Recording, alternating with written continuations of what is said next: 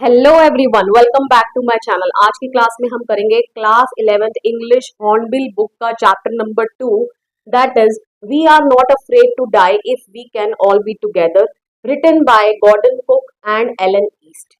चलिए स्टार्ट करते हैं फटाफट से इस चैप्टर को। इस चैप्टर में सभी जो टेक्निकल टर्म्स यूज हो रही हैं रिलेटेड टू शिप, उनको भी हम समझेंगे बहुत ही इजी वे में। आपको किसी भी टर्म में कोई डाउट नहीं रह जाएगा और आप अपने एग्जाम में अटेम्प्ट कर पाएंगे इस चैप्टर का कोई भी क्वेश्चन बहुत ही इजीली। बट कंडीशन ये है कि आपको इस वीडियो को एंड तक देखना पड़ेगा। तो चलिए स्टार्ट करते हैं। इस चैप्टर की डेट वाइज समरी मैंने आपके लिए प्रिपेयर कर दी है, जिसको मैं यहाँ लगा दूंगी। तो आप अगर कुछ ना भी कुछ क्लियर हो तो उसको जूम करके देख लीजिएगा, आपको सब कुछ इजिली क्लियरली विजिबल हो जाएगा। तो स्टार्ट होता है ये चैप्टर जुलाई 1976 से, जिसमें क्या है, the narrator, his wife Mary, son Jonathan 6 years old, daughter Suzanne 7, set sail from Plymouth, England to duplicate the round the world voyage made 200 years earlier by Captain James Cook।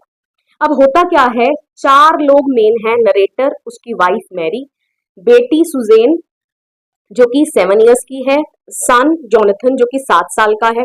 Okay नहीं, सन छोटा है और बेटी बड़ी है। Okay ये याद रखना है, daughter is 7 years old and son is 6 year old। Okay तो ये जो है अपनी सी वॉयज समुद्री यात्रा जो है वो स्टार्ट करते हैं कहाँ से, प्लाईमाउथ इंग्लैंड से।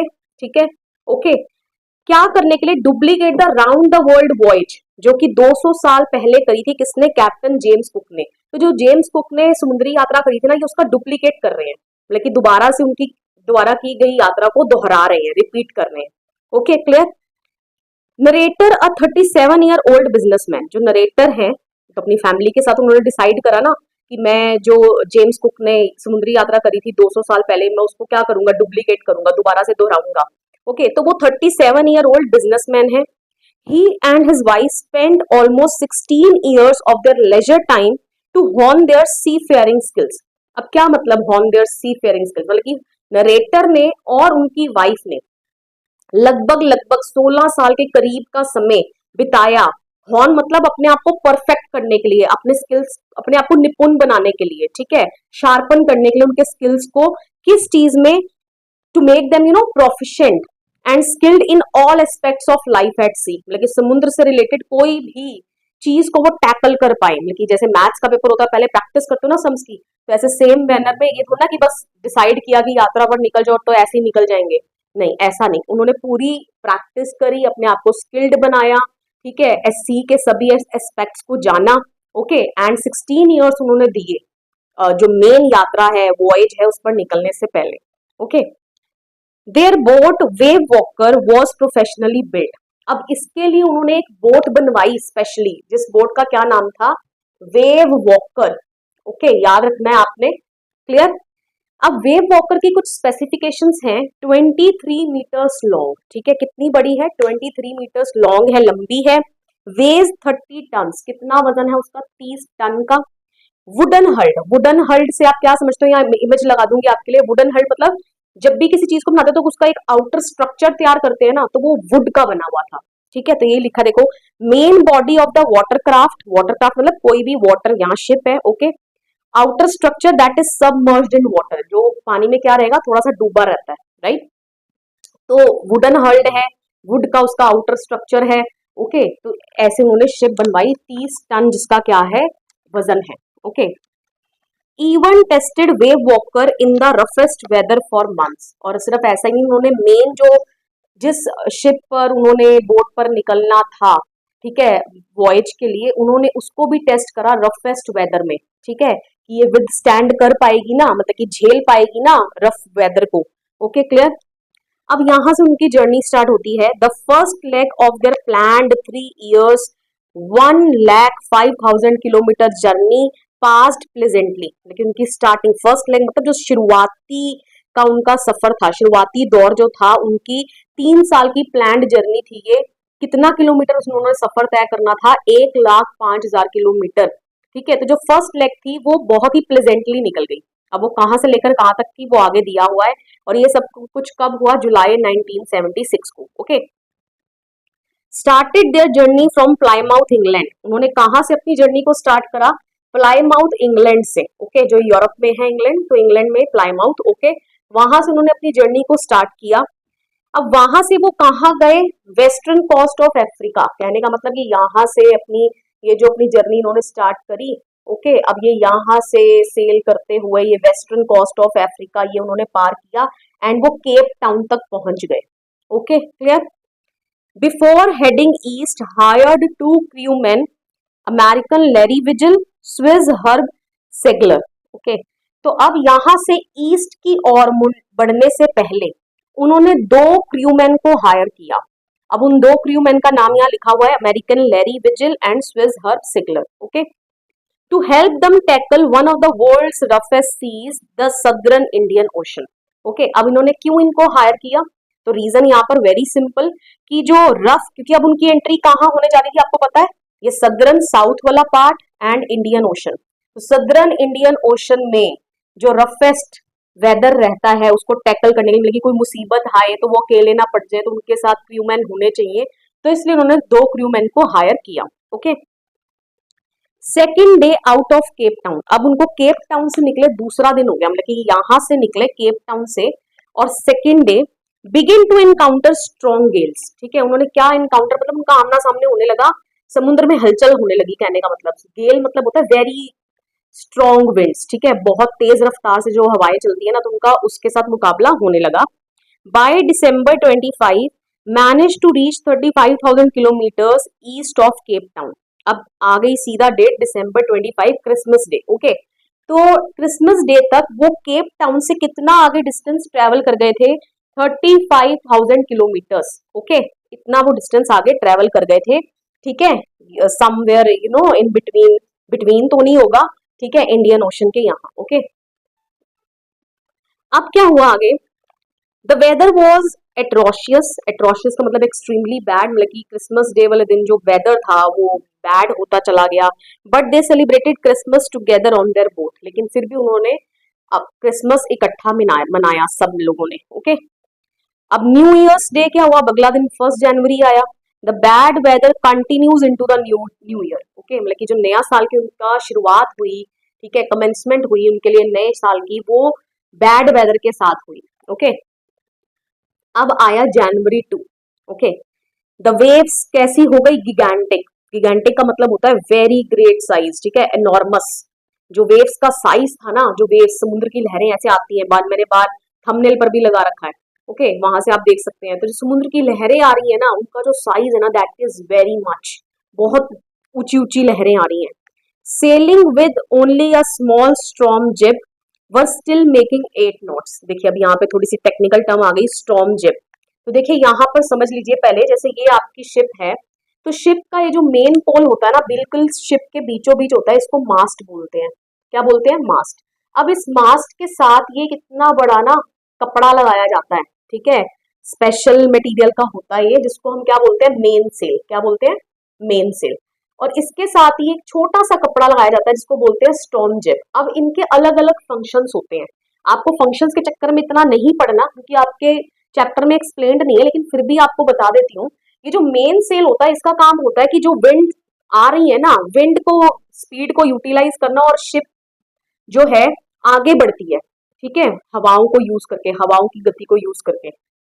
और ये जो स्ट्रॉम जिब होती है, इससे हम जो अपनी मेन शिप है उसकी स्पीड को रेगुलेट कर सकते हैं, ठीक है, कम कर सकते हैं, बढ़ा सकते हैं। ओके, तो अब ये स्ट्रॉम जिप के साथ ट्रैवल कर रहे हैं। Okay, clear? अच्छा, ये भी बता देती हूँ, ये जो नीचे एक हॉरिजॉन्टल पोल होता है जिसके साथ ये लगा होता है मेन सेल, इसको बूम बोलते हैं। क्या बोलते हैं? बूम बोलते हैं। Okay, clear? बाकी की टर्म्स हम देख लेंगे साइड बाय साइड जब चैप्टर में आएंगी। ओके, तो अब ये स्मॉल स्टॉर्म जिप के साथ ट्रैवल कर रहे हैं। ओके, और 8 नॉट्स, नॉट्स मतलब नॉटिकल, ये स्पीड है, जैसे हम स्पीड नापते हैं ना 8 किलोमीटर पर आवर, ठीक है, तो ऐसी 8 नॉट्स पर आवर की स्पीड से चल रहे हैं। Okay, to slow the boat down, अब ये क्या करते हैं, क्योंकि बहुत तेज वेव्स, बहुत गिगैंटिक है, ठीक है, और यहाँ पर क्या लिखा है आपकी बुक में कि हर एक वेव जब आती है ना, तो ये अपने आप को इस वेव की, जब ये ऊंचाई पर इनकी शिप आ जाती है, तो यहाँ से एक अनॉर्मस सी, मतलब कि बहुत विशाल सी को अपनी तरफ आते हुए देखते हैं। ओके, तो उनको लगता है कि शिप की जो स्पीड है ना, इसको स्लो करना चाहिए। अब इसको स्लो करने के लिए क्या करेंगे? अब शिप की स्पीड को स्लो करने के लिए कौन काम आएगा? Storm zip. ओके, तो इसको स्टॉर्म जिप को ये ड्रॉप कर देते हैं, ठीक है, नीचे गिरा देते हैं। और अब ये क्या प्रिपरेशन करेंगे, क्योंकि उनको पता है तूफान आने वाला है। ओके, तो ये कुछ प्रिपरेशंस उन्होंने करी, ठीक है।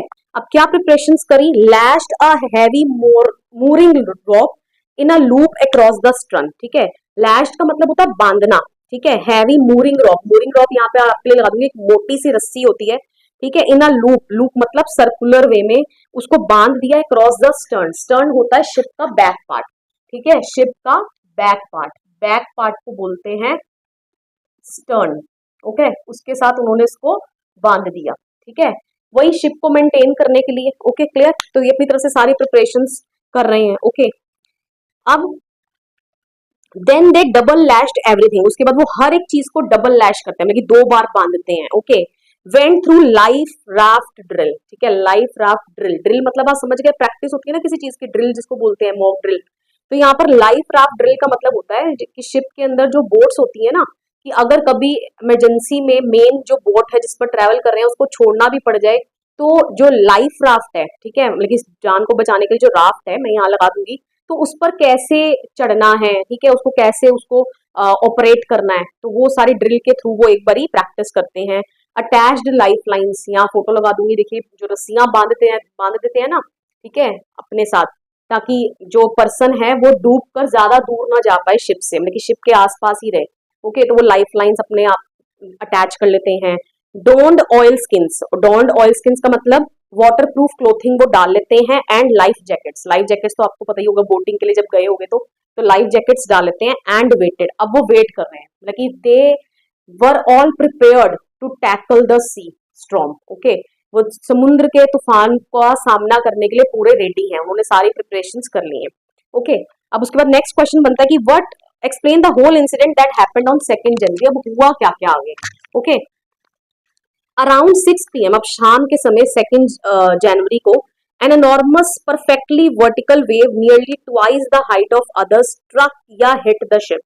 अब क्या हुआ, बड़ी सी एक, वो बिल्कुल वर्टिकल, जैसे ये उनकी शिप है, ठीक है, जैसे यहाँ ड्रॉ कर देती हूँ, वहां पता नहीं नजर आएगा कि नहीं, जैसे ये उनकी शिप है, तो इस शिप के ऊपर बिल्कुल ऐसे तरंग, बिल्कुल वर्टिकल उनके शिप को स्ट्रक करती है, कहने सारे का सारा पानी उनकी शिप के ऊपर गिरता है। Okay, clear.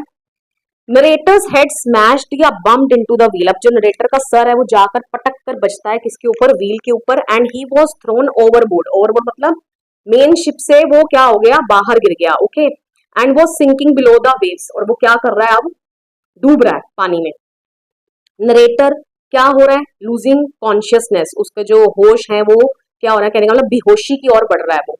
And accepted his approaching death, और उसने मान लिया कि अब वो मरने ही वाला है, मतलब कि उसकी मौत नजदीक है।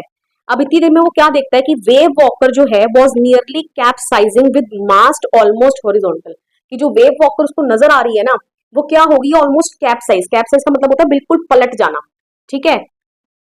Okay, with mast almost horizontal, जिसका मास्ट है वो ऑलमोस्ट क्या हो गया, हॉरिजॉन्टल, ये जो मास्ट है देखो ना, ये मेन मास्ट है, अब ये ही हॉरिजॉन्टल हो गया, हॉरिजॉन्टल में समझ गए ना, ऐसे। ओके, तो मतलब कि कहने वाला शिप जो है वो पूरी पलटने वाली है। लेकिन क्या होता है, then another wave hurled tossed her upright, लेकिन इतनी देर में एक और लहर आती है, ठीक है, जो इस तरफ से आई होगी, ऑब्वियसली ऑपोजिट डायरेक्शन से आई होगी, और वेव वॉकर को क्या कर देती है, सीधा कर देती है। Okay, narrator's lifelines jerked taut, अब नरेटर ने जो लाइफ लाइन्स डाल रखी हैं, लाइफ लाइन्स का मतलब समझते रहते ना, अभी पीछे आपको दिखाई भी थी फोटो, जो अपने साथ हम रस्सियों को बांध लेते हैं, राइट, ताकि हम जो है वो शिप से ज्यादा दूर ना जा पाए, तो वो भी, उसको भी झटका महसूस हुआ, जैसे शिप सीधी हुई ना, तो ऐसे उसको भी झटका महसूस हुआ, और वो भी शिप की ओर क्या हुआ, बड़ा। And somehow he manage to hold the guard rails, ठीक है, गार्ड रेल्स ही लिखा है यहाँ पे, हाँ, जो बाहर की रेल्स होती है, मैं यहाँ फोटो लगा दूंगी आपके समझने के लिए। तो उसने क्या करा, उन गार्ड रेल्स को पकड़कर वो दोबारा से शिप के डेक पर पहुंच गया, कहने का मतलब दोबारा से वो वेव वॉकर पर पहुंच गया। Okay, subsequent waves tossed him around the deck like a ragdoll, subsequent मतलब उसके बाद की जो लहरें आई, वो उसको डेक के ऊपर, डेक मतलब जो शिप का अपर पार्ट है, ठीक है, उसके ऊपर उसको ऐसे ऐसे पटक के मार रही है, जैसे वो एक हल्की फुल्की सी रैग डॉल, ठीक है, मतलब कि वो कुछ भी नहीं है उन वेव्स के आगे। Clear. His left ribs cracked, mouth filled with blood and broken teeth, अब देखो कितना कुछ हो गया इसके साथ, इसको जैसे लग रहा है, रिब्स समझते हो ना, ह्यूमन रिब्स यहाँ लगा दूंगी, स्ट्रक्चर जो हमारा, तो उसको लग रहा है कि उसके लेफ्ट रिब्स जो है वहां पर क्रैक आ गया है, माउथ उसका भर गया है खून से, ओके, टीथ जो है उसका टूट गया है, okay. Somehow he found the wheel, hold it tightly and dared not to leave. लेकिन उसने किसी तरीके से जो शिप का स्टेयरिंग व्हील होता है, जैसे गाड़ी का स्टेयरिंग व्हील होता है, उसने किसी तरीके से जो शिप का स्टेयरिंग व्हील है ना उसको पकड़ लिया, और अब उसको उसको छोड़ने की हिम्मत नहीं हो रही, उसने उसको कस कर पकड़ लिया और बिल्कुल भी हिम्मत नहीं कर पा रहा कि वो नीचे जाकर देखे कि बाकी सब लोग कैसे हैं, okay. Larry and Herb were pumping out water like madman. अब इतनी देर में उसकी वाइफ आती है, ओके, और यही बताती है कि हर जगह पानी पानी हो गया है, हमारी शिप डूब रही है, ओके। तो जब वो अपनी वाइफ को पकड़ा देता है वो व्हील, और अब वो नीचे जाकर देखता है तो क्या देखता है कि लैरी और जो हर्ब, जो वो दो क्रूमैन को साथ लेकर आया था, वो पानी को निकाल रहे हैं शिप में से, बिल्कुल पागल मैडमैन की तरह, ओके। क्यों? क्योंकि अगर पानी को ना निकाला तो शिप पक्का है डूब जाएगी, okay. The starboard side right side burst inward, ठीक है। अब मैंने अभी आपको बताया था जो शिप की राइट साइड होती है उसको स्टारबोर्ड साइड बोलते हैं, कहने का मतलब ये शिप है ना, तो जो शिप की राइट साइड है ना वो क्या हो गई, बर्स्ट इनवर्ड, ठीक है, अंदर की तरफ को धस गई, ओके। कहने का मतलब उसमें डिफॉल्ट आ गया, ठीक है। Clothes, crockery, charts, tins, toys sloshed about in deep water, कि सब कुछ उनको शिप के अंदर पानी में, क्या क्योंकि पानी पानी हो गया, अब सब कुछ उनको पानी में तैरते हुए नजर आ रहा है, ठीक है, ये सारी आइटम्स।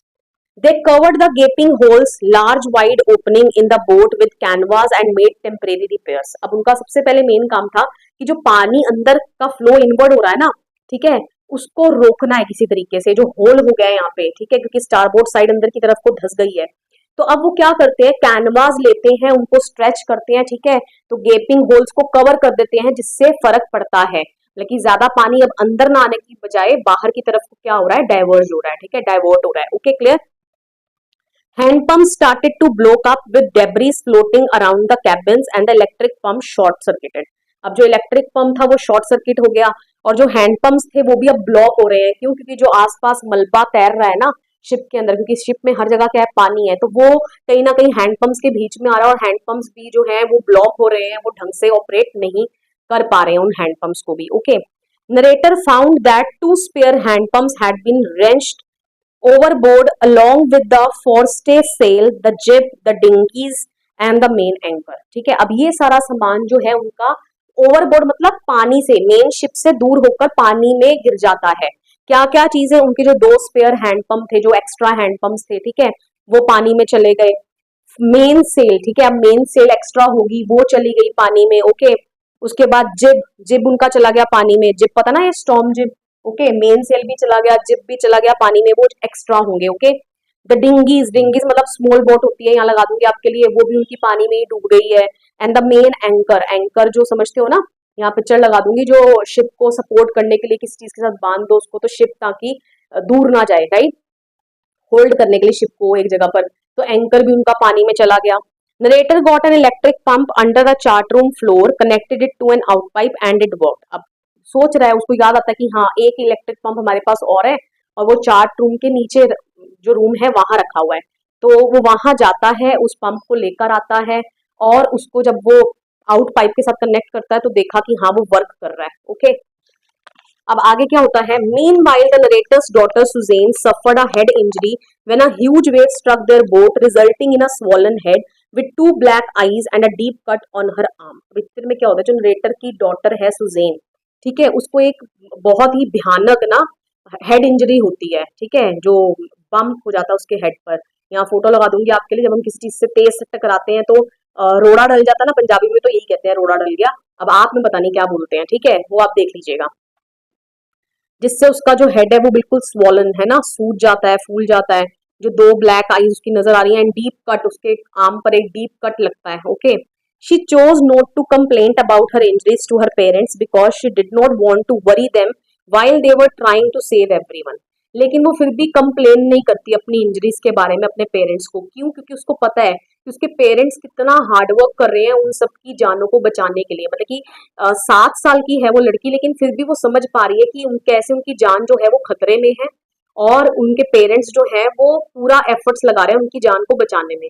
तो अगर मैं अभी अपनी सारी इंजरीज लेकर चली जाऊंगी तो वो टेंशन में आ जाएंगे, okay. That whole night they kept pumping steering and working the radio, but they were getting no response to their mayday calls. mayday calls क्या होती है? Distress messages sent over the radio. अब वो पूरी रात 2 जनवरी की रात को वो क्या करते रहे? वो पंपिंग, वही पानी को शिप से बाहर फेंकते रहे. ओके, स्टेयरिंग, कोई स्टेयर व्हील संभाल रहा है. Okay, working the radio, radio पर मैसेजेस भेजते रहे, मेडे कॉल्स, ठीक है, कि वही हेल्प मैसेजेस कि हमें असिस्टेंस चाहिए, हम यहाँ फंसे हुए हैं, ठीक है. लेकिन फिर भी उनकी जो मेडे कॉल्स है उसका कोई रिस्पॉन्स नहीं आता. ओके, अब आ जाती है नेक्स्ट 3 जनवरी की सुबह. ओके, अब उसमें क्या होता है?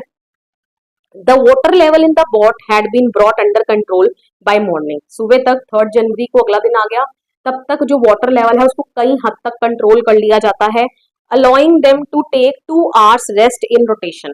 अब क्या कर पा रहे हैं? वो 2 घंटे का रेस्ट ले पा रहे हैं इन रोटेशन. मतलब कि कहने का मतलब एक इंसान देखेगा शिप को, तब तक 2 घंटे के लिए बाकी सो सकते हैं. 2-2 घंटे के रेस्ट में सब जो है एक एक करके शिप को संभाल रहे हैं.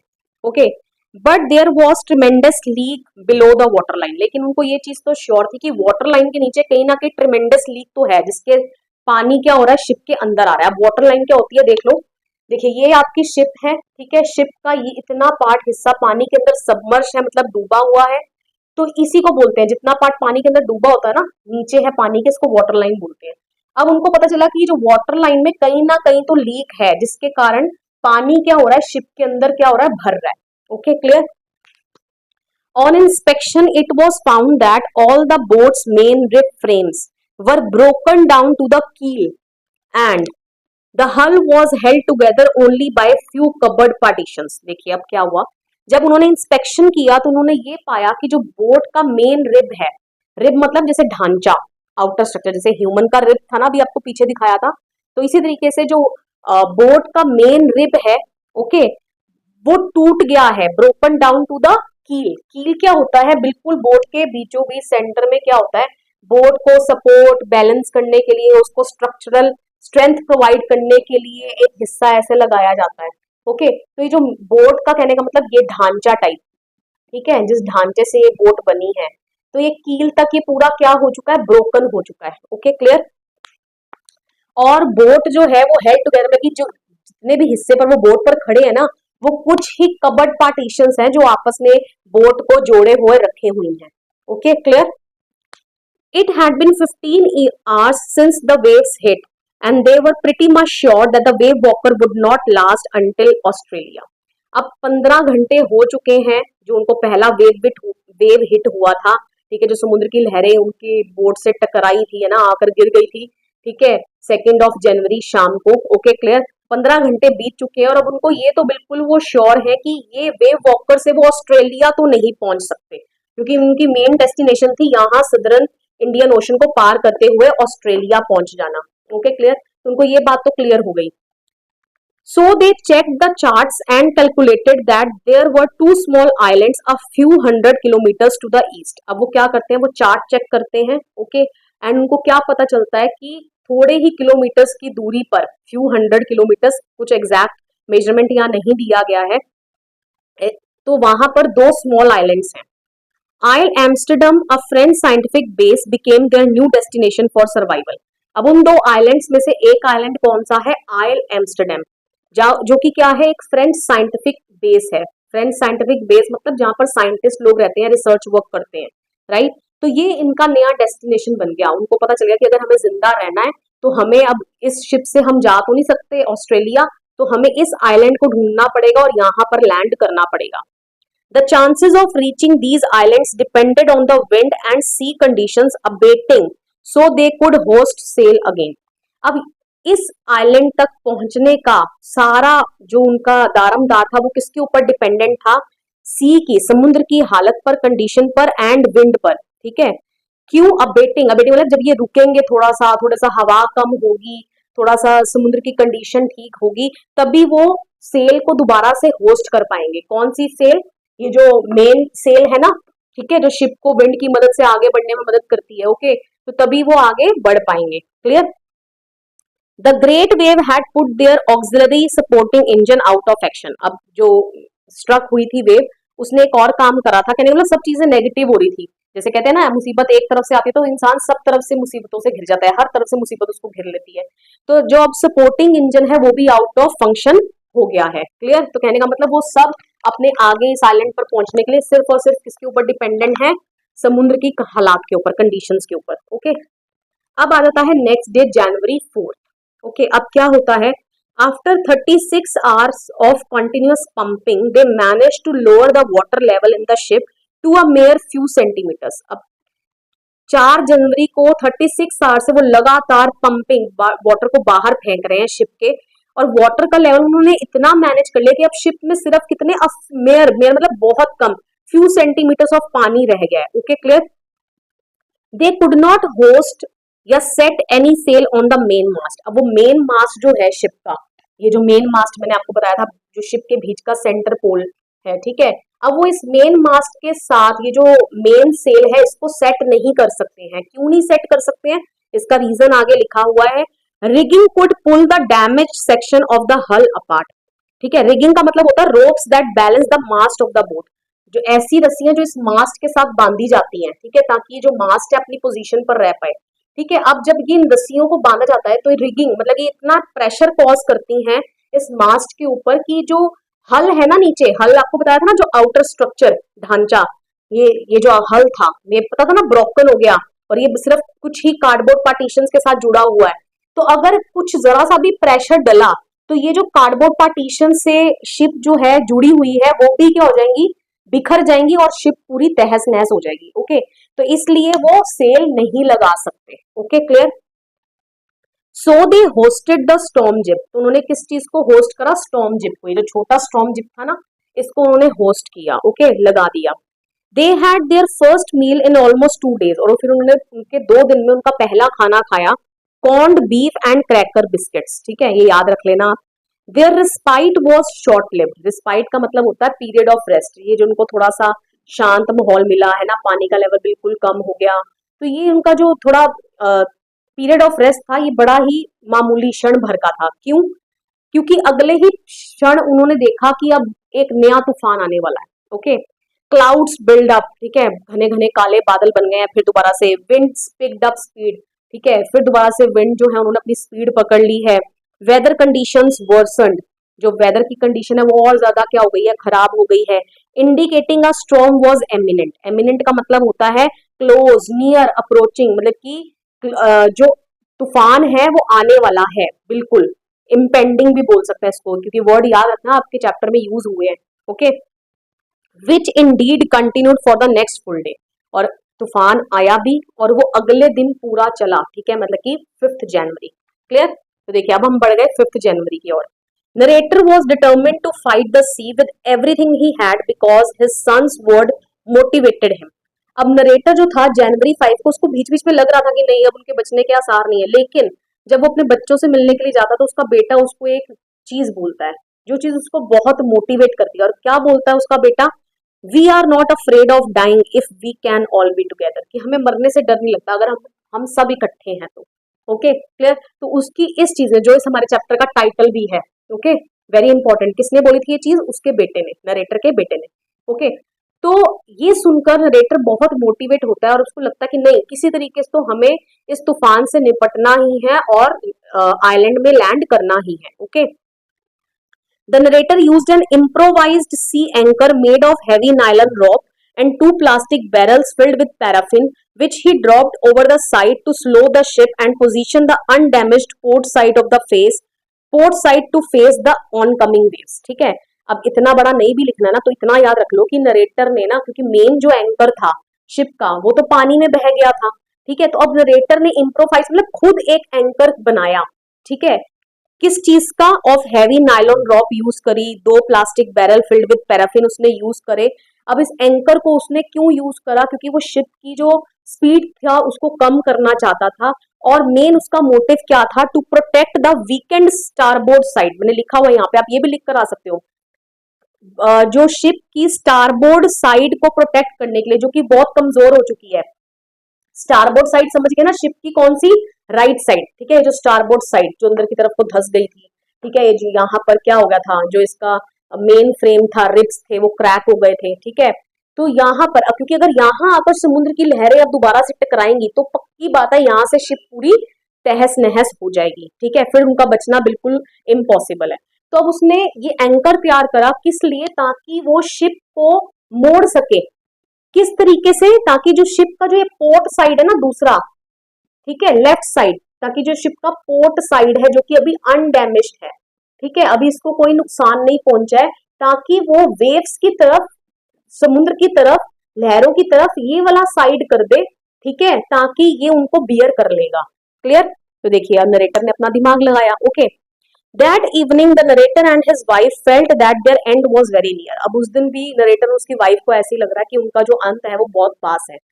But the wave walker road out the storm, लेकिन किसी तरीके से कहीं ना कहीं किस्मत भी उनका साथ दे रही थी कि वो उस दिन वेव वॉकर ने road out of the storm, कहने का मतलब उसने तूफान का सामना किया, ठीक है, मतलब कि नरेटर का जो ये एक्शन था वो सक्सेसफुल रहा और वेव वॉकर समुद्र से बाहर निकल आया। ओके, अब नेक्स्ट डे आ गया आपका जनवरी 6। अब जनवरी 6 को क्या हुआ, by the morning the storm abetted, abetted का मतलब रुक गया, थम गया, ठीक है, तूफान जो था वो थम गया।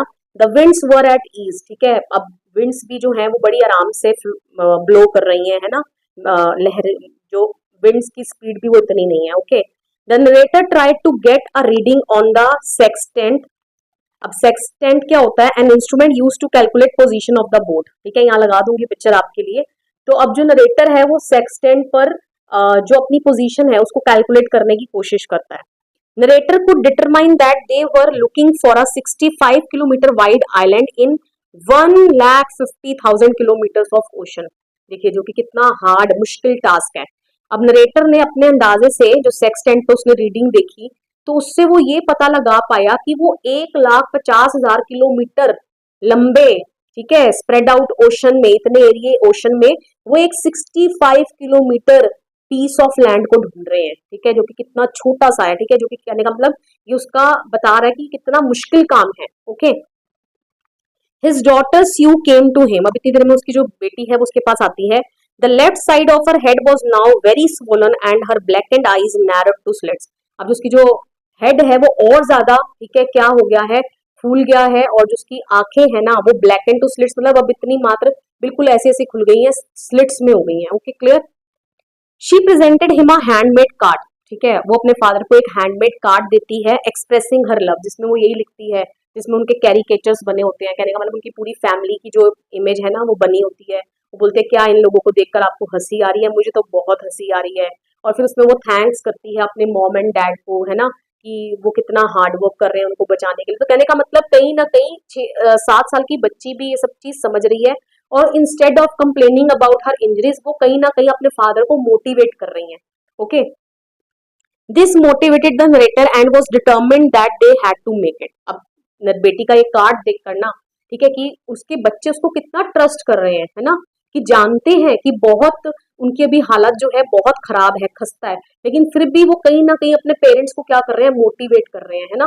तो अब बेटी के इस कार्ड ने उसको बहुत मोटिवेट करा, उसने ठान लिया कि नहीं अब तो करना ही करना है, किसी ना किसी तरीके से इस आइलैंड पर पहुंचना ही पहुंचना है, जान तो बचानी ही बचानी है। Okay, done calculations, checked and rechecked in spite losing their main compass. अब जो उनकी मेन कंपास थी ना वो भी पानी में बहकर जा चुकी थी, लेकिन फिर भी वो कैलकुलेशन करता है, चेक्ड रीचेक्ड, है ना, चेक करता है दोबारा से अनुमान, रीचेकिंग करता है।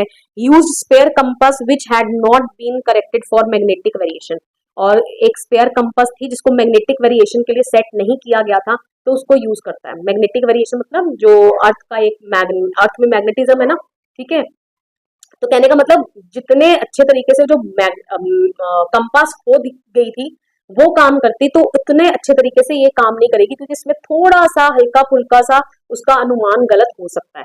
लेकिन कहीं ना कहीं वो अपने अंदाजे से, क्योंकि उसको पता है इंडियन ओशन में इस वक्त कौन से हवाएं चलती है, वेस्टर्ली विंड्स चलती हैं, तो उनकी मदद से वो कहीं ना कहीं अनुमान लगाता है, ठीक है। और क्या अनुमान लगाता है कि around 2 PM the narrator asked Larry to steer the wave walker on a course of 185 degrees hoping to see the island at around 5 PM. Okay, तो 2 बजे के करीब वो लैरी जो क्रूमैन है उसको बोलता है कि तुम 185 डिग्रीज के कोर्स पर वेव वॉकर को चलाओ, ठीक है, और अगर इस कोर्स पर तुम चलाते रहे तो हम शाम 5 बजे तक इस आइलैंड पर पहुंच जाएंगे। कौन से? Ile Amsterdam. Okay, the narrator then took a nap and was awakened at 6 PM। अब नरेटर चला जाता है नीचे, ठीक है, और वो सो जाता है। इतना थक गया था कि उसकी नींद भी लग जाती है, और देन फिर वो सीधा कितने बजे उठता है? शाम को 6 बजे।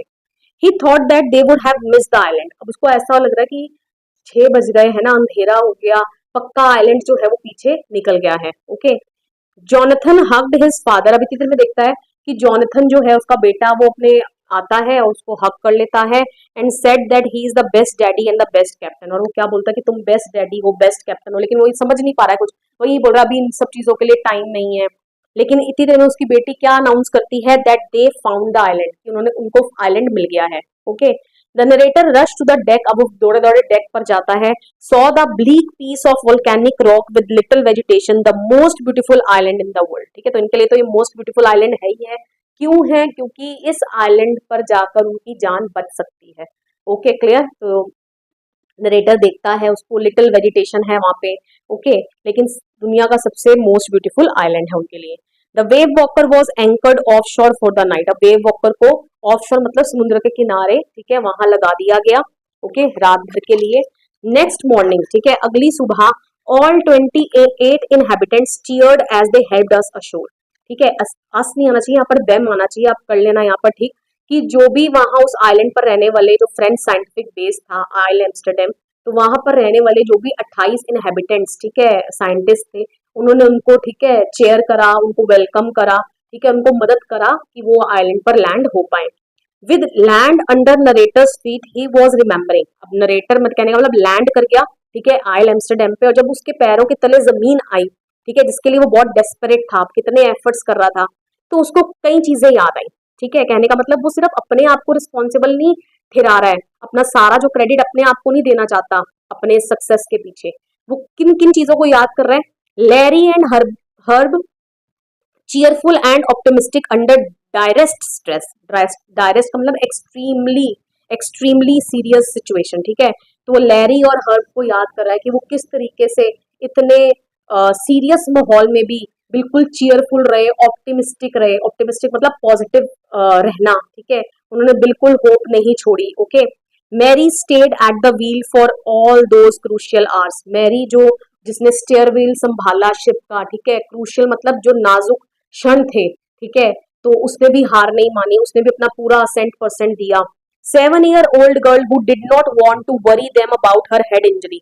ठीक है, जो 7 साल की उसकी बेटी है स्यू, ठीक है, सुजेन नाम है जिसका, वो अपने पेरेंट्स को टेंशन में नहीं डालना चाहती, उसको जो इतनी सेवियर हेड इंजरी हुई, ठीक है, जो later with subsequently took 6 minor operations, बाद में उसके 6 ऑपरेशन हुए to remove a recurring blood clot between skin and the skull. उसकी स्किन और स्कल के बीच में रिकरिंग मतलब बार बार एक ब्लड क्लॉट जो था वो जम जाता था। ठीक है, तो उसको ठीक करने के लिए 6 उसके माइनर ऑपरेशंस हुए। ठीक है, तो कितना वो दलेर रही है ना, कितना वो उल्टा पेरेंट को भी उसने अपने फादर के लिए भी कार्ड बनाया, ठीक है, और उनको मोटिवेट करती रही। And 6-year-old boy who was not afraid to die. ठीक है, उसके बेटे ने ये बात कही थी ना कि we are not afraid to die if we all are together. ठीक है, तो 6 साल का बच्चा जो है वो भी, जिसको मरने से डर नहीं लगता। Okay, and with this I come to end of this chapter. I hope so आपको पूरा चैप्टर जो है वो क्लियर हो गया है। कहीं से भी क्वेश्चन आए डेट वाइज, आप जो मैंने लिखा है समरी में वो उठाकर लिख देना, आपका कोई भी नंबर नहीं कटेगा। वीडियो पसंद आया हो, वीडियो को लाइक करिए, शेयर करिए, कमेंट करके बताइए वीडियो आपको कैसा लगा, and please don't forget to subscribe my channel. मिलेंगे नेक्स्ट वीडियो में, टिल देन बाय बाय।